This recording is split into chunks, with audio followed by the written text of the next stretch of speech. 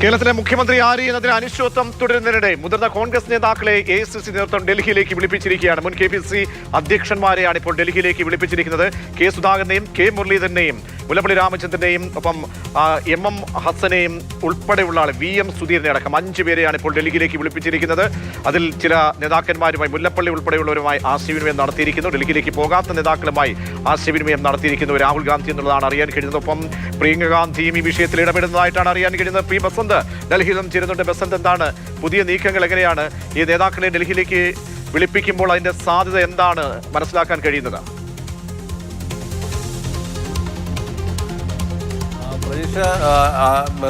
ഒരു മുഖ്യമന്ത്രിയെ കണ്ടെത്താനുള്ള അവസാനവട്ട നീക്കങ്ങളിലേക്ക് ഹൈക്കമാൻഡ് കടന്നിരിക്കുന്നു എന്ന് തന്നെയാണ് ഇതിൽ നിന്ന് നമ്മൾ മനസ്സിലാക്കേണ്ടത്. കാരണം മുൻ KPCC അധ്യക്ഷന്മാരുടെ അഭിപ്രായം കൂടി തേടുന്നതിന്, നേരിട്ട് അറിയുന്നതിന് വേണ്ടി രാഹുൽ ഗാന്ധി ഇവരെയൊക്കെ ഇങ്ങോട്ട് വിളിപ്പിച്ചിരിക്കുകയാണ്. അതായത് K Sudhakaran, K Muraleedharan, VM Sudheeran, MM Hassan, Mullappally.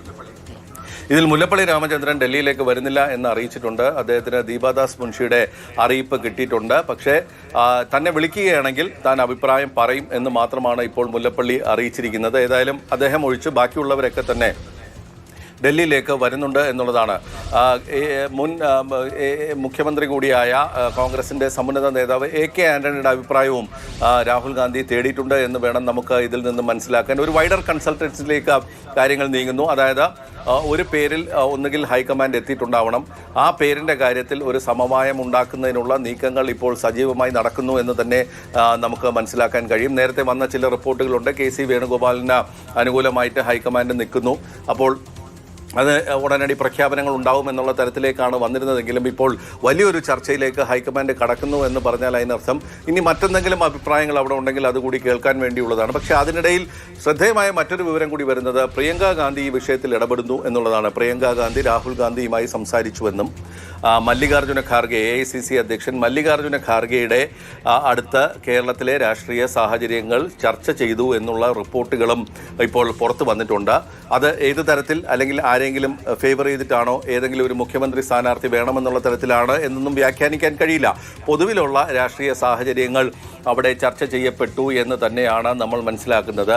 അങ്ങനെ ഒരു സാഹചര്യം വരുന്നു. ഒരുപക്ഷെ അതിൻ്റെ കൂടി ഫലമായിരിക്കാം ഇപ്പോൾ ഒരു വിശാലമായ ചർച്ചയ്ക്ക് ഹൈക്കമാൻഡ് ഒരുങ്ങുന്നത്. അതായത് രാഹുൽ ഗാന്ധി ഇവരെയൊക്കെ തന്നെ ഡൽഹിയിലേക്ക് എന്ന പ്രധാനപ്പെട്ട മുതിർന്ന നേതാവുണ്ടല്ലോ, AK ആന്റണിയുമായി സംസാരിച്ചോ? AK ആന്റണിയുമായി ബന്ധപ്പെട്ട് ഈ പേരുകൾ ഈ സ്വാഭാവികമായും ചർച്ച ചെയ്യേണ്ടതാണ്. കേരളത്തിലെ ഏറ്റവും മുതിർന്ന നേതാവാണ്.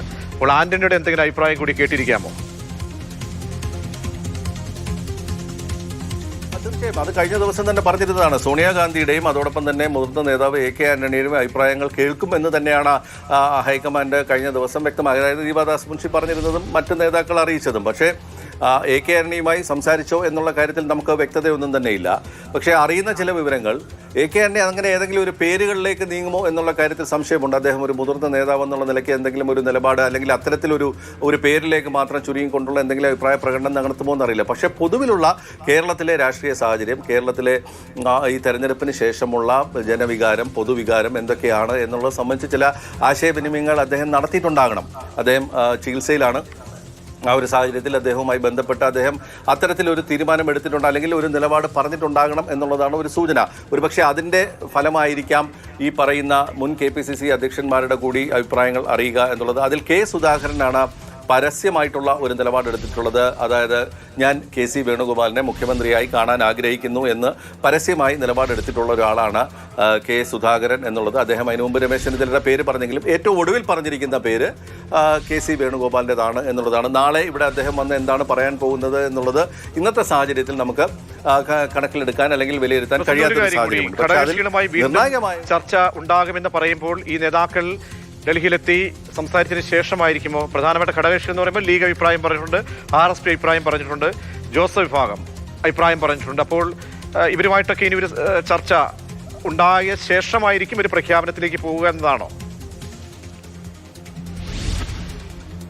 അല്ല, ആവശ്യമെങ്കിൽ ഘടകകക്ഷികളുടെ കൂടി അഭിപ്രായം എടുക്കും. പിന്നെ ഇതിൽ മറ്റൊന്നുള്ളത്, ചില സൂചനകൾ വന്നിരുന്നത്, അതായത് അല്പനേരം മുമ്പ് വന്ന ചില സൂചനകൾ എന്ന് പറയുന്നത് ലീഗിനെ കൂടി വിശ്വാസത്തിലെടുക്കാനുണ്ട്, അത് കഴിഞ്ഞാൽ ഞങ്ങൾ പ്രഖ്യാപനം നടത്തുമെന്നുള്ള തരത്തിൽ ചില സൂചനകൾ വന്നിരുന്നു.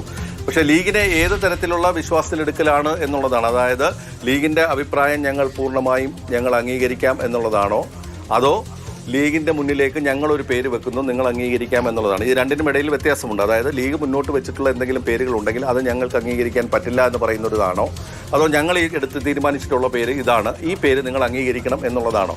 ഈ രണ്ടും തമ്മിലുള്ള ഒരു വിഷയമുണ്ട്. ഏതായാലും ഘടകകക്ഷി നേതാക്കളുടെ അഭിപ്രായം തേടും എന്നുള്ള ചില സൂചനകൾ വന്നിട്ടുണ്ട്. അതായത് ഈ പറയുന്ന പ്രധാന ഘടകകക്ഷികളായിട്ടുള്ള മുസ്ലിം ലീഗ്, കേരള കോൺഗ്രസ് ജോസഫ്, RSP തുടങ്ങിയ കക്ഷികളുടെയൊക്കെ തന്നെ നേതാക്കളെ ചിലപ്പോൾ ബന്ധപ്പെടാനുള്ളൊരു സാഹചര്യം അവിടെ നിൽക്കുന്നു എന്നുള്ളതാണ്.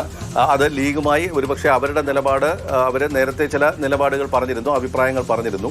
ആ അഭിപ്രായത്തിൽ അവർ ഉറച്ചു നിൽക്കുന്ന ഒരു സാഹചര്യമാണെങ്കിൽ അതിനപ്പുറത്തേക്ക് കോൺഗ്രസ് പോകുമോ എന്നുള്ള ആ വലിയൊരു ചോദ്യം അവിടെ നിൽക്കുന്നു. അതായത് ഘടകകക്ഷികൾ പറഞ്ഞിട്ടുള്ള അഭിപ്രായം ഒരു ഭാഗത്ത് നിൽക്കുന്നുണ്ട്. PJ ജോസഫ് പരസ്യമായി പറഞ്ഞത് സിറ്റിംഗ് MLA തന്നെ ആകണം നിയമസഭാ കക്ഷി നേതാവ് എന്നുള്ളത്. RSP പറഞ്ഞ അഭിപ്രായം ഉപതെരഞ്ഞെടുപ്പ് അല്ലെങ്കിൽ ബൈ ഇലക്ഷൻ എന്നുള്ളൊരു കാര്യം ഒഴിവാക്കണം എന്നുള്ളതാണ് അവർ മുന്നോട്ട് വെച്ചിട്ടുള്ള ഒരു ആവശ്യം. അത് മറ്റ് പേരുകളിലേക്ക് പോയിട്ടുണ്ടോ എന്നുള്ള കാര്യത്തിൽ വ്യക്തതയില്ല. പക്ഷേ ഉപതെരഞ്ഞെടുപ്പുകൾ ഒഴിവാക്കുന്നത് നന്നായിരിക്കും. അതായത് ഇന്നത്തെ സാഹചര്യത്തിൽ അത് ഏത് രീതിയിലും തിരിച്ചടിക്കാം എന്നുള്ളൊരു സാഹചര്യത്തിൽ ലീഗിൻ്റെ കാര്യത്തിൽ സാദിഖ് അലി ശിഹാബ് തങ്ങളുടെ നിലപാട് തന്നെയാണ് നിർണായകം ലീഗിനെ സംബന്ധിച്ചിടത്തോളം. അതിൽ MLA-മാരുടെയോ അല്ലെങ്കിൽ മറ്റേതെങ്കിലും നേതാക്കളുടെയോ തീരുമാനത്തിന് അപ്പുറത്തേക്ക് മാറി സാദിഖ് അലി തങ്ങൾ എന്ത് നിലപാടെടുക്കുന്നു എന്നുള്ളതാണ് അതിൽ ഏറ്റവും നിർണായകമായിട്ടുള്ളത്.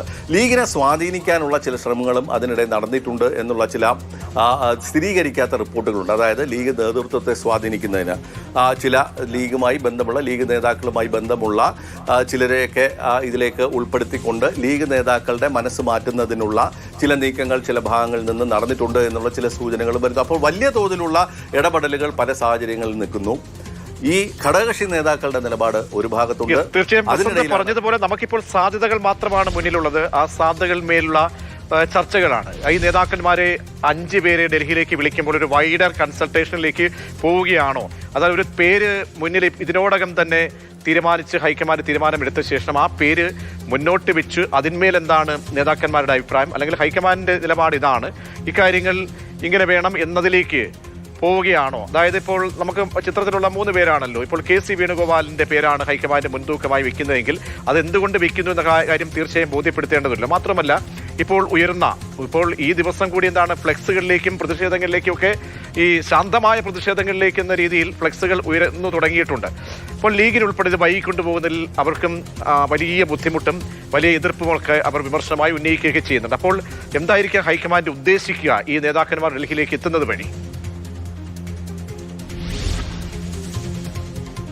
അല്ല പ്രതീക്ഷ, നമ്മൾ ഈ പറഞ്ഞ ഈ പേരുകൾ ഏതെങ്കിലും ഒരു പേരിൽ തീരുമാനമായി എന്ന് ഒരുപക്ഷെ അഫർമേറ്റീവായിട്ട് പറയുന്നത് ഇന്നത്തെ സാഹചര്യത്തിൽ ശരിയല്ല എന്നുള്ളതാണ് എൻ്റെ ഒരു അഭിപ്രായം. അതായത് KC വേണുഗോപാലിന് മുൻതൂക്കം ഉണ്ടാകാം, അത് യാതൊരു സംശയവുമില്ല. രാഹുൽ ഗാന്ധിയുടെ വിശ്വസ്തനായിട്ട് കഴിഞ്ഞ 7 കൊല്ലം പ്രവർത്തിക്കുന്ന ഒരാളെന്നുള്ള നിലയ്ക്ക് ഒരുപക്ഷെ അദ്ദേഹത്തെ കേരളത്തിലേക്ക് അയക്കാൻ രാഹുൽ ഗാന്ധിക്ക് താല്പര്യമുണ്ടാകും. പക്ഷേ മറുഭാഗത്ത് VD സതീശൻ്റെ ക്ലെയിമുണ്ട്. രമേശ് ചെന്നിത്തല കേരളത്തിലെ തന്നെ മുതിർന്ന കോൺഗ്രസ് നേതാക്കളിൽ ഒരാളാണ്. അദ്ദേഹത്തിൻ്റെ ക്ലെയിം ഒരു ഭാഗത്ത് നിൽക്കുന്നു. ഇപ്പോൾ ഇവയൊന്നും തന്നെ തള്ളിക്കളയാൻ പറ്റാത്ത ഒരു സാഹചര്യം കോൺഗ്രസ് ഹൈക്കമാൻഡിന് മുന്നിലുണ്ട്. പ്രധാനമായും അതിന് കാരണം രാഹുൽ ഗാന്ധിയെ സംബന്ധിച്ചിടത്തോളം ഈ 3 പേരും ഒരുപോലെ തന്നെയാണ് എന്നുള്ളതാണ്. അതിൽ ഒരു ചെറിയൊരു പണത്തൂക്കം മുന്നിൽ KC വേണുഗോപാൽ വന്നേക്കാം എന്നുള്ളതും. പക്ഷേ അതിനപ്പുറത്തേക്ക് മാറി കോൺഗ്രസിൻ്റെ തന്നെ സോണിയാഗാന്ധിയുടെ ഒരു അഭിപ്രായം തേടൽ അല്ലെങ്കിൽ പ്രിയങ്ക ഗാന്ധിയുടെ ഇടപെടൽ, ഇവയെല്ലാം തന്നെ നിർണായകമാകുന്ന വളരെ സങ്കീർണമായ ഒരു സാഹചര്യത്തിലാണ് ഇപ്പോൾ കോൺഗ്രസ് ഹൈക്കമാൻഡ് നിൽക്കുന്നത്. മല്ലികാർജ്ജുന ഖാർഗെ കർണാടകയിലാണ്. അദ്ദേഹം നാളെ വരും എന്നാണ് അറിയിച്ചിരുന്നത്. പക്ഷേ അദ്ദേഹത്തിൻ്റെ ഓഫീസുമായി ബന്ധപ്പെട്ട വൃത്തങ്ങൾ പറയുന്നത് അല്പ ദിവസങ്ങൾ കൂടി കഴിഞ്ഞേ വരികയുള്ളൂ എന്നുള്ളതാണ്. അതായത് നാളെ വരാനുള്ള സാധ്യത വളരെ കുറവാണ് എന്നുള്ളതാണ് ഇപ്പോൾ കേൾക്കുന്ന ഒരു വിവരം. അദ്ദേഹത്തിൻ്റെ ഓഫീസ് അറിയിച്ച വിവരം കപ്പിൾ ഓഫ് ഡേയ്സ് മോർ എന്നുള്ളതാണ്. അതായത് കുറച്ച് ദിവസം കൂടി കഴിഞ്ഞ ശേഷം മാത്രമേ അദ്ദേഹം മടങ്ങി വരികയുള്ളൂ എന്നുള്ളതാണ്. പിന്നെ പ്രതീക്ഷ ചോദിച്ച ഒരു ചോദ്യം, ഒരു പേരിൻ്റെ കാര്യത്തിൽ സമവായം ഉണ്ടാക്കാനുള്ള ശ്രമമാണോ എന്നുള്ളത്, അതോ ഒരു ഓപ്പൺ എൻഡഡ് ആയിട്ട് തുറന്ന ഒരു വിശാലമായ ചർച്ചയ്ക്ക് നിങ്ങൾ ഈ 3 പേരിൽ ആര് എന്നുള്ള തരത്തിലാണോ എന്നുള്ളതാണ്. ഈ പറയുന്ന ആൾക്കാരൊക്കെ തന്നെ സുധാകരനായിരുന്നാലും മുരളീധരനായിരുന്നാലും ഒക്കെ തന്നെ നേരത്തെ ഇവിടെ നിന്ന് അയച്ചിട്ടുള്ള നിരീക്ഷകരെ കണ്ടിട്ടുണ്ട്. അവരുടെ മുന്നിലേക്ക് ഒരു അഭിപ്രായം പറഞ്ഞിട്ടുണ്ട്. അതൊരു പക്ഷേ ഇവിടെ കമ്മ്യൂണിക്കേറ്റ് ചെയ്തിട്ടുണ്ടാകാം, ചിലപ്പോൾ കമ്മ്യൂണിക്കേറ്റ് ചെയ്തിട്ടുണ്ടാകില്ല, ചിലപ്പോൾ അവിടെ പറഞ്ഞതായിരിക്കില്ല ഇവിടെ പറഞ്ഞത്. ഈ 3 സാധ്യതകൾ എന്തായിരുന്നാലും നമുക്ക് തള്ളിക്കളയാൻ കഴിയില്ലല്ലോ. ഒരുപക്ഷെ അതേ അഭിപ്രായം തന്നെ ഇവിടെ കൊടുത്തിട്ടുണ്ടാകാം, ഇല്ലെങ്കിൽ മറ്റൊരു അഭിപ്രായം ഇവിടെ വന്നിട്ടുണ്ടാകാം, ഇല്ലെങ്കിൽ ഇത് കൊടുത്തിട്ടുണ്ടാകില്ല. അപ്പോൾ ഏതായാലും ഹൈക്കമാൻഡിനെ സംബന്ധിച്ചിടത്തോളം ഈ 3 നേരിട്ട് മുഖ്താവിൽ നിന്നും ഈ കേരളത്തിലെ മുതിർന്ന നേതാക്കളുടെ അഭിപ്രായം കൂടി കണക്കിലെടുക്കണം എന്നുള്ളതാണ്. അതിൽ ഒരു നിർണായകമായി വരുന്നത് ഇപ്പോൾ കേരളത്തിലെ MP കൂടിയായ പ്രിയങ്ക ഗാന്ധിയുടെ ഒരു ഇടപെടലാണ് വയനാടുമായി ബന്ധപ്പെട്ട്. ലീഗുമായി നടത്തുന്ന ചർച്ചകളിലൊക്കെ തന്നെ ഈ വയനാട് ഒരു നിർണായക ഘടകമാകും എന്നുള്ള കാര്യത്തിൽ യാതൊരു സംശയവുമില്ല. നമ്മൾ അതിൻ്റെ താഴത്തേക്ക് ഇറങ്ങി വലിയ ഒരു ചർച്ചയിലേക്ക് പോകുന്നതിന് പകരം നമ്മൾ നോക്കിയാൽ വയനാട് എന്ന് പറയുന്നത് കോൺഗ്രസിൻ്റെ ഒരു സേഫ് സീറ്റാണ്. കുറച്ചുകൂടി നമ്മൾ പറയുകയാണെങ്കിൽ ഗാന്ധി കുടുംബത്തിൻ്റെ ഒരു സേഫ് സീറ്റാണ്. ഇന്ത്യയിൽ എവിടെ ഗാന്ധി കുടുംബത്തിന് അങ്ങനെ ഒരു സേഫ് സീറ്റ് ബസന്ത് പറഞ്ഞതുപോലെ വിവരിക്കുന്നത് പോലെ സാഹചര്യങ്ങളൊക്കെ വളരെ പ്രധാനപ്പെട്ടതാണ്. സാധ്യതകളാണ് ഇപ്പോൾ ഒരാളുടെ പേര് വെച്ചുകൊണ്ട് അല്ലെങ്കിൽ ഒരു പേരിലേക്ക് നമുക്ക് എത്രത്തോളം സാധ്യതകളെന്ന് പറയാൻ കഴിയില്ല. പലരുടെയും പേര് 3 പേരുടെ പേരുകൾ കേൾക്കുന്നുണ്ട്. 3 പേർക്കും വ്യത്യസ്തമായ അവകാശവാദങ്ങളുമുണ്ട്.